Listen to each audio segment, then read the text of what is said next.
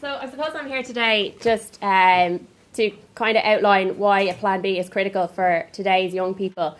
Today's young people who will be the taxpayers, parents and policymakers of tomorrow, because there's no doubt that our young people today are the people who are going to feel the effects of the cutbacks and the austerity measures as a result of the economic situation that we're in today.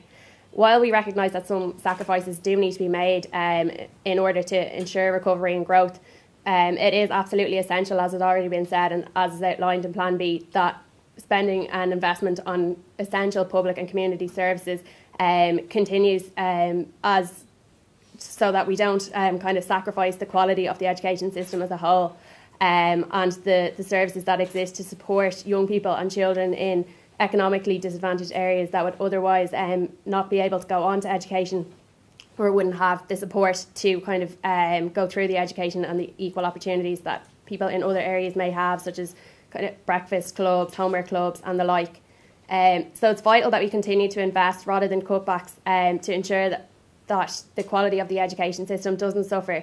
We need to ensure that the current curriculum reforms that are being that have been shelved and that are being researched but are put on the back burner because the money just isn't there to implement them do go ahead, so that we can foster a system of critical thinking and lifelong learning to ensure that we have a well-educated workforce.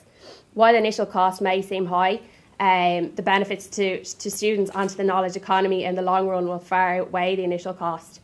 We need to strive for this well-educated workforce that the government so often, and in its kind of election blurb, kind of said that it would strive to campaign and work for. We need to ensure that this does happen so that we can continue to be attractive to multinational firms and to create jobs for today's young people.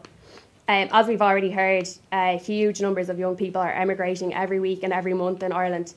We need to ensure that the second level students and primary school students today who are hearing of their older brothers and sisters and cousins emigrating to Australia and Canada, that we can instil a hope in them for a future in Ireland.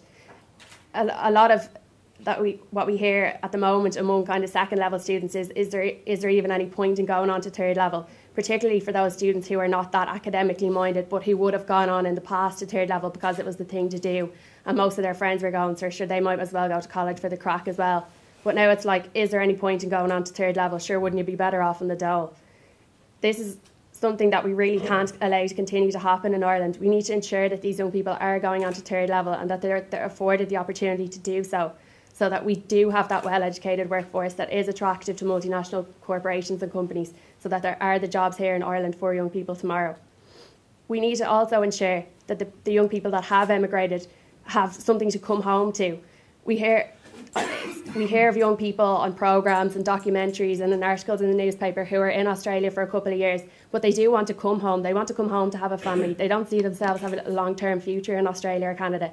They're there to earn some money and until things get better here. But if we don't give them something to come home to, a job to come home to, something that they can support their family with in Ireland, they're not going to come home. And that's going to result in a talent drain and a loss of our youth culture here in Ireland.